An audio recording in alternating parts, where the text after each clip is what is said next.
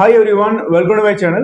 இன்னைக்கு நம்ம டிஸ்கஸ் பண்ண போகிறது group investment solution by SBI Mutual Fund. So group investment சொல்யூஷன்னா என்னன்னு பார்த்தீங்கன்னா, இப்போ நம்ம வந்து மியூச்சுவல் ஃபண்டில் நம்ம இன்வெஸ்ட் பண்ணுறோம்னு வச்சுக்கோங்களேன். இண்டிவிஜுவலாக தான் நம்ம இன்வெஸ்ட் பண்ணுறோம். ஒரு எம்ப்ளாயாக ஒர்க் பண்ணாலும் சரி, பிஸ்னஸ் பீப்புளாக இருந்தாலுமே நம்ம வந்து இண்டிவிஜுவலாக நம்ம போய் இன்வெஸ்ட் பண்ணிட்டு இருக்கோம். பட் இதே வந்து குரூப்பாக ஒரு கம்பெனிலேயே ஒரு லாயல்ட்டி ப்ரோக்ராம் மாதிரி இருந்ததுன்னா அது நமக்கு யூஸ்ஃபுல்லாக இருக்கும் இல்லையா? அந்த மாதிரி ஒரு சொல்யூஷன் தான் வந்து SBI Mutual Fund இப்போ வந்து கொண்டு வந்திருக்காங்க. இப்போ ஆல்ரெடி நிறைய நிறுவனங்கள் என்ன பண்ணுறாங்கன்னா குரூப் இன்சூரன்ஸ் எடுக்கிறாங்க. ஸோ கம்பெனியில் ஒர்க் பண்ணுற எம்ப்ளாயிஸ்க்கு என்ன பண்ணுறாங்கன்னா டோட்டலாக எல்லாம் ஒரு பேக்கேஜாக ஒரு குரூப் இன்சூரன்ஸ் சொல்யூஷன் எடுத்துருவாங்க.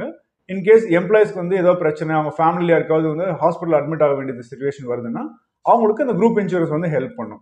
அதே மாதிரி குரூப்லேயே டேர்ம் இன்சூரன்ஸும் இருக்குது. இதே மாதிரி பிஎஃப் நமக்கு டிடெக்ட் பண்ணுவாங்க. ஸோ பிஎஃப் டிடெக்ட் பண்ணுறது எதுக்காகனா நம்ம எல்லா பணத்தையும் நம்ம செலவு பண்ணிடக்கூடாதுன்றது ஒன்று. நெக்ஸ்ட் பிஎஃப்ல இன்வெஸ்ட் பண்ணும்போது நமக்கு டேக்ஸ் பெனிஃபிட் கிடைக்குது. ஒரு 5 years 10 years நம்ம ஒர்க் பண்ணுறோன்னா நம்ம அந்த கம்பெனிலேருந்து வெளியே போகும்பொழுது அந்த பிஎஃப் நம்ம விட்ரா பண்ணிக்கலாம், இல்லை இன்னொரு கம்பெனிக்கு நம்ம டிரான்ஸ்ஃபர் பண்ணிக்கலாம். ஸோ ஒரு அமௌண்ட் வந்து நம்ம பிடிச்சிட்டே இருந்தாங்க அப்படின்னா ஃபியூச்சரில் நமக்கு பயன்படும். நம்ம எல்லா பணத்தையும் நமக்கு சேலரியாக கொடுக்கும்பொழுது சில பேர் மட்டும்தான் இன்வெஸ்ட் பண்ணுறாங்க, நிறைய பேர் வந்து செலவு தான் பண்ணிடுறாங்க. ஸோ அதனால இந்த மாதிரி சேவிங்ஸ் ப்ரோக்ராம் வந்துட்டு இன்னைக்கு நிறைய பேருக்கு யூஸ்ஃபுல்லாக இருக்குது. பட் இன்னைக்கு பிஎஃப்ல இருக்கக்கூடிய பிரச்சனை என்னன்னு பார்த்தீங்கன்னா இன்ட்ரெஸ்ட் ரேட் வந்து ரொம்ப குறைவு, ஒரு 7.4% தான் கிடைக்குது. ப்ளஸ் பிஎஃப்ன்றது பொதுவாக லாங் டேர்முக்காக தான் நம்ம இன்வெஸ்ட் பண்ணுறோம். 5 yearsலேருந்து 15 years 20 years எல்லாம் கூட நம்ம பிஎஃப்ல இன்வெஸ்ட் பண்ணுறோம். ஸோ ஒரு லாங் டேர்ம் இன்வெஸ்ட்மெண்ட் வந்து ஒரு சேஃப்டியான இன்வெஸ்ட்மெண்ட்ல போகிறதுன்றது ஒரு நல்ல ஐடியா கிடையாது. ஒரு இன்வெஸ்ட்மெண்ட் பர்ஸ்பெக்டிவ்ல பார்த்தீங்கன்னா ஒரு சேவிங்ஸ் ஹேபிட்டுக்கு வந்து நல்லதாக இருக்கலாம்.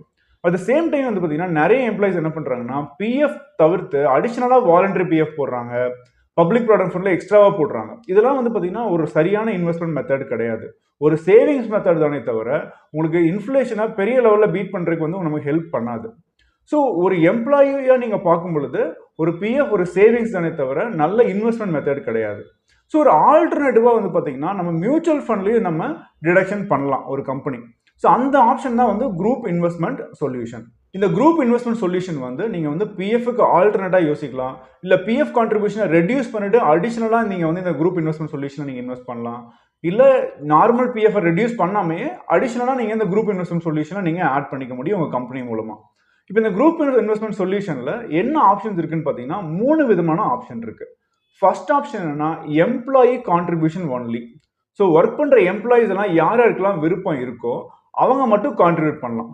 அதுக்கு என்ன பண்ணுவாங்கன்னா வரக்கூடிய சேலரியில் கம்பெனியை டிடெக்ட் பண்ணிடுவாங்க. டிடெக்ட் பண்ணி இந்த மியூச்சுவல் ஃபண்ட் கம்பெனிஸ்க்கு அனுப்பிச்சிருவாங்க. ஸோ அவங்க என்ன பண்ணுவாங்கன்னா இந்த யூனிட்ஸ் எல்லாம் எந்தெந்த எம்ப்ளாயிஸ்க்குலாம் விருப்பம் இருக்கோ அவங்களுக்கெல்லாம் யூனிட்ஸ் வந்து அலாட் பண்ணி கொடுத்துருவாங்க. ஸோ அவங்க பேரில் மியூச்சுவல் ஃபண்ட்ஸ் வந்து ரன் ஆகிட்டு இருக்கும். இது மந்த்லி எஸ்ஐபி மாதிரி ஒர்க் அவுட் ஆகிட்டு இருக்கும்.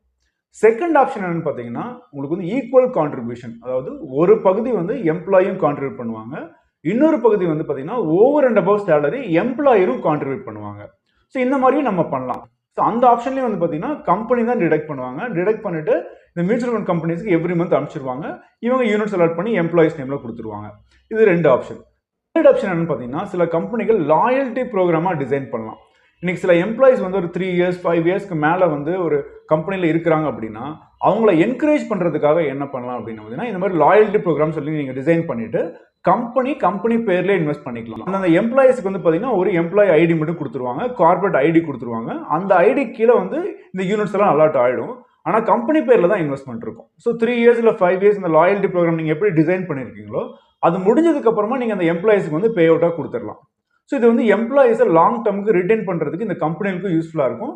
ப்ளஸ் ஒர்க் பண்ணுற எம்ப்ளாயிஸ்க்கு வந்து பார்த்தீங்கன்னா ஓவர் அண்ட் அபவ் சேலரி இந்த அமௌண்ட் கொடுக்குறதுன்றதுனால அந்த கம்பெனிலேயே அவங்க வந்து இருக்கிறதுக்கான வாய்ப்புகள் அதிகமாக இருக்குது. இந்த மாதிரி லாயல்ட்டி ப்ரோக்ராம்ஸ் வந்து பார்த்தீங்கன்னா இன்னைக்கு கம்பெனிக்கு ரொம்ப ரொம்ப அவசியம். ஏன்னா இன்னைக்கு நிறைய எம்ப்ளாயிஸ் வந்து பார்த்தீங்கன்னா இன்னைக்கு ஜஸ்ட் சேலரி மட்டும் எதிர்பார்க்கறது இல்லை, அது வந்து ஒர்க் லைஃப் பேலன்ஸ் கிடைக்குமான்னு பார்க்குறாங்க, நல்ல ஒர்க் என்விரான்மெண்ட் இருக்கான்னு பார்க்குறாங்க, ஃப்ளெக்சிபிலிட்டி கிடைக்குமான்னு பார்க்குறாங்க, ஹையர் காம்பன்சேஷன் கிடைக்குமான்னு எக்ஸ்பெக்ட் பண்ணுறாங்க. ஸோ அந்த மாதிரி எதிர்பார்க்கும் பொழுது நம்ம இந்த மாதிரி ஒரு லாயல்ட்டி ப்ரோக்ராம்னு கொடுத்தோம்னா அது எம்ப்ளாயிஸ்க்கு ஒரு மோட்டிவேஷனாக இருக்கும். இதனுடைய ப்ராசஸ் வந்து நம்ம ஆஃப்லைன்லையும் பண்ண முடியும், ஆன்லைன்லையும் பண்ண முடியும். ஃபர்ஸ்ட் வந்து இந்த கம்பெனிக்கான கேஒய்சி நம்ம பண்ண வேண்டியது இருக்கும். அந்த கம்பெனியில் யாரெல்லாம் போர்ட் ஆஃப் டைரக்டர்ஸ் இருக்காங்க, அவங்களோட யார் ஆத்தரைஸ் சிக்னேட்டரி, இந்த கம்பெனியில் வந்து பார்த்தீங்கன்னா ஒரு போர்டு ரெசல்யூஷன் ஒன்று ஃபார்ம் பண்ண வேண்டியது இருக்கும், எவ்வளோ எம்ப்ளாயிஸ்க்கு வந்து கான்ட்ரிபியூட் பண்ண விரும்புகிறாங்க, அந்த மாதிரி பேசிக் டாக்குமெண்டேஷன் ஃபர்ஸ்ட் நம்ம சப்மிட் பண்ண வேண்டியது இருக்கும். இந்த பேசிக் டாக்குமெண்டேஷன்லாம் முடிஞ்சதுக்கப்புறம் வந்து பார்த்தீங்கன்னா எந்தெந்த ஸ்டாஃப்ஸுக்கெல்லாம் வந்து போட விரும்புகிறாங்களோ அவங்களுக்கு கேஒய்சி கண்டிப்பாக இருக்கணும். ஸோ அந்த கேஒய்சி ப்ராசஸ் நம்ம கம்ப்ளீட் பண்ணணும். அது பண்ணதுக்கப்புறம் என்னன்னா 1ஆம் தேதியிலேருந்து 22ஆம் தேதி வரைக்கும் எவ்வளோ எம்ப்ளாயிஸ் எல்லாம் ஜாயின் பண்ணியிருக்காங்களோ அந்த லிஸ்ட்டும் அதுக்கான அமௌண்ட்டும் வந்து பார்த்தீங்கன்னா 23ஆம் தேதியிலேருந்து 30ஆம் தேதிக்குள்ளே அவங்க பிளான் பண்ணி அந்த ஃபண்டை வந்து ட்ரான்ஸ்ஃபர் பண்ணிடலாம். ஸோ எவ்ரி மந்த் 30th என்ன ஆகும்னா அந்தந்த எம்ப்ளாயிஸ் நேம்ல வந்து இந்த யூனிட்ஸ் வந்து அலாட் ஆகிடும். அதுக்கப்புறம் இதை வந்து வியூவும் பண்ற ஆப்ஷன்ஸ் இருக்கு. இன்னைக்கு கம்பெனி இருக்குன்னா கம்பெனிக்கு ஒரு வெப்சைட் இருக்கும். அந்த வெப்சைட்ல வந்து பாத்தீங்கன்னா இது வந்து ஒயிட் லிஸ்ட் பண்ணி கொடுத்துருவாங்க. ஸோ ஒயிட் லிஸ்ட் பண்ணி கொடுத்துட்டாங்கன்னா என்ன ஆகும்னா அந்த எம்ப்ளாயிஸ் போய் வியூ பண்ணிக்க முடியும். நம்ம எவ்வளோ இன்வெஸ்ட் பண்ணியிருக்கோம், இன்னைக்கு என்ன மார்க்கெட் வேல்யூ இருக்குன்றதை நீங்க வியூ பண்ணிக்க முடியும். இது வந்து நீங்க ஈக்விட்டி லிங்க்டு சேவிங் ஸ்கீமா உங்களோட டாக்ஸ் பர்பஸ்க்கும் நீங்க யூஸ் பண்ண முடியும். இல்ல டாக்ஸ் சேவிங் எனக்கு வேண்டாம்னு நினைக்கிறவங்க ஜஸ்ட் ஒரு இன்வெஸ்ட்மெண்ட் பர்பஸ்க்காகவும் நீங்க பண்ண முடியும். ஸோ உங்களுக்கு விருப்பத்துக்கு தகுந்த மாதிரி ஃபண்ட்ஸை வந்து நீங்க சூஸ் பண்ணிக்க முடியும். இந்த ஆப்ஷன்ல எவ்ரி மந்த் வந்து அந்த ஃபர்ஸ்ட் டு 22nd வந்து சில எம்ப்ளாயிஸ் வந்து ரிலீவ் வராங்க அப்படின்னா அவங்களுக்கான பேமெண்ட் பண்ண வேண்டியது இல்லை. ஸோ அவங்க ஆல்ரெடி வந்து ரிட்டென்ஷன் ஆப்ஷன்ல இல்லை நார்மல் ஆப்ஷன்ல இருக்காங்க அப்படின்னு பார்த்தீங்கன்னா அதுக்கப்புறம் அந்த எம்ப்ளாயிஸ் வந்து அந்த ஃபண்ட்ஸை வந்து அவங்க கண்டினியூ பண்ணிக்க முடியும், இல்லை விட்ரா பண்ணிக்க முடியும். லாக்இன் பீரியட் இருந்ததுன்னா லாக்இன் பீரியடுக்கு அப்புறம் அந்த மணியை வந்து அவங்க யூஸ் பண்ணிக்கலாம். பட் இன்கேஸ் இந்த ரிட்டென்ஷன் ஆப்ஷன்ல வந்து பார்த்தீங்கன்னா இன்கேஸ் கம்பெனியில வந்து ரிலீவ் ஆயிட்டாங்க, ஒருத்தங்க நடுவுலேயே ரிலீவ் ஆயிட்டாங்க அப்படின்னா கம்பெனி டிசைட் பண்ணலாம் அவங்களுக்கு பே பண்ணலாமா வேண்டாமான்றது. அது எல்லாமே வந்து பார்த்தீங்கன்னா அந்த லாயல்ட்டி ப்ரோக்ராம் டிசைன் பண்ணும்போதே கிளியரா சொல்லிட்டாங்கன்னா எம்ப்ளாயருக்கும் கன்ஃபியூஷன் இருக்காது, எம்ப்ளாய்க்கும் கன்ஃபியூஷன் இருக்காது. குரூப் இன்வெஸ்ட்மெண்ட் சொல்யூஷன் வந்து பார்த்தீங்கன்னா ஒரு எம்ப்ளாயர் ரெண்டு பேத்துக்குமே வந்து பார்த்தீங்கன்னா ஒரு வின் வின் சிச்சுவேஷன் தான். இந்த குரூப் இன்வெஸ்ட்மெண்ட் சொல்யூஷனை நீங்க ஒர்க் பண்ற கம்பெனிகளில் வந்து இம்ப்ளிமெண்ட் பண்ணணும்னு நினைக்கிறீங்க அப்படின்னா கீழே இருக்கிற வாட்ஸ்அப் நம்பருக்கு நீங்களோ இல்லை உங்க கம்பெனியில் ஒரு ஹெச்ஆரோ இல்லை அட்மினோ யார் கன்சர்ன்ட் பர்சனோ அவங்கள கான்டாக்ட் பண்ண சொல்லலாம். We will guide you. இந்த வீடியோ உங்களுக்கு பிடிச்சிருக்குன்னு நினைக்கிறேன். இந்த வீடியோ பிடிச்சினா ப்ளீஸ் லைக் பண்ணுங்க, ஃப்ரெண்ட்ஸுக்கு ஷேர் பண்ணுங்க. இந்த சேனல் சப்ஸ்கிரைப் பண்ணாதவங்க ப்ளீஸ் சப்ஸ்கிரைப் நவ். கீழே இருக்க பெல் ஐக்கனையும் கிளிக் பண்ணுங்க, அப்படியே ஆல் பட்டனையும் கிளிக் பண்ணுங்க. அப்போதான் நாங்கள் எப்போ வீடியோ அப்லோட் பண்ணாலும் உங்களுக்கு நோட்டிஃபிகேஷன்ஸ் வரும். எந்த வீடியோ நீங்க மிஸ் பண்ணாம பார்க்கலாம். தேங்க்யூ.